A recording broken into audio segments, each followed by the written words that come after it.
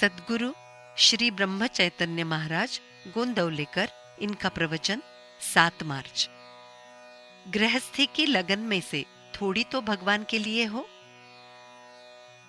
हम सामान्यतः विवाह करने को ही गृहस्थी समझते हैं। विवाह बहुत ही पवित्र संस्था है। उसमें 2 जीवों का उद्धार है। जिस प्रकार गुरु और शिष्य का संबंध होता है, मतलब कि दोनों का मत समान होता है, उसी प्रकार पति पत्नी का संबंध हो। पत्नी अपना सर्वस्व पति को समर्पित करती है, इसी में सत्य पवित्रता है। जब विवाह की पवित्रता नष्ट होगी, तब मानो कि अपने धर्म की नींव ही उखड़ जाएगी। हमारी ऐसी धारणा होती है कि अब विवाह किया है तो सुख की प्राप्ति होगी ही। हम कहते हैं कि जो जो भगवान ने निर्माण किया है वो सब मेरे सुख के लिए ही है। वस्तुतः एक ही वस्तु होगी और वही सबको उपलब्ध होनी चाहिए, ऐसा मानेंगे तो अकेले को ही वो वस्तु पूर्ण रूप से कैसे प्राप्त होगी। पत्नी कहती है, मैंने मायके में 16 साल तपस्या की है और अब इनके पल्ले पड़ी हूं, तो पति का कर्तव्य है कि वो मुझे सुख दे। बच्चों को लगता है कि हम पुण्यवान हैं, हमारी पुनीतता के कारण ही पिताश्री को काफी वेतन मिल रहा है, तो इन्हें चाहिए कि वे हमारा शौक पूरा करें।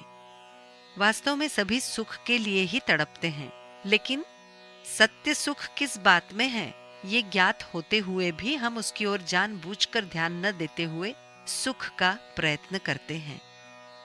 गृहस्थी में सुख प्राप्त हो, इसलिए जितनी लगन से हम काम करते हैं, उसका चौथा हिस्सा भी ईश्वर प्राप्ति के लिए लगाएं तो हमारा काम सफल होगा। आनंद की प्राप्ति के लिए जो साधना हम करते हैं वो गलत है। तात्कालिक सुख के लिए हम तड़पते रहते हैं, उसके कारण हमारे पल्ले दुख ही आता है। अतः वैसा न करते हुए शाश्वत सुख की प्राप्ति के लिए हमें साधना करनी चाहिए। विश्व में हर एक बात के लिए बंधन होता है, हर बात के लिए नियम निर्धारित होते हैं। उन नियमों का यदि उल्लंघन करेंगे तो दुरावस्था निर्माण होगी। उसी प्रकार परिवार में हर सदस्य का कर्तव्य निर्धारित होता है। इस प्रकार कर्तव्य का ध्यान जहां होता है, उस घर में नियमानुसार कार्य होता है, ऐसा सब मानते हैं। जो परिवार नियमानुसार काम करेगा वो सुखी परिवार होगा। मानो कि हमने एक मकान बनाया, उसमें दरवाजे बनाए, दीवारों में खिड़कियां बनाई, ऊपर छत को वायु विजन के लिए झरोखे बनाए, और यदि झरोखों ने सोचा कि हमारा आकार छोटा क्यों है, हम भी दरवाजों की तरह आकार से बड़े बनेंगे, और वे दरवाजों की तरह बड़े बने। खिड़कियों ने भी ऐसा ही सोचा और वे भी दरवाजों की तरह आकार से बड़ी बनी, तो घर की दशा क्या होगी। ये सब जैसा अयोग्य है, वैसे ही परिवार में हर कोई यदि कहेगा कि मेरा ही कहना सही है, और जहां बड़ों की प्रतिष्ठा नहीं होगी, तो उस परिवार की दुर्दशा होने में विलंब नहीं लगेगा।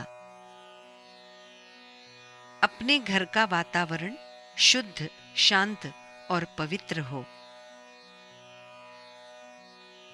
जानकी जीवन स्मरण जय जय राम।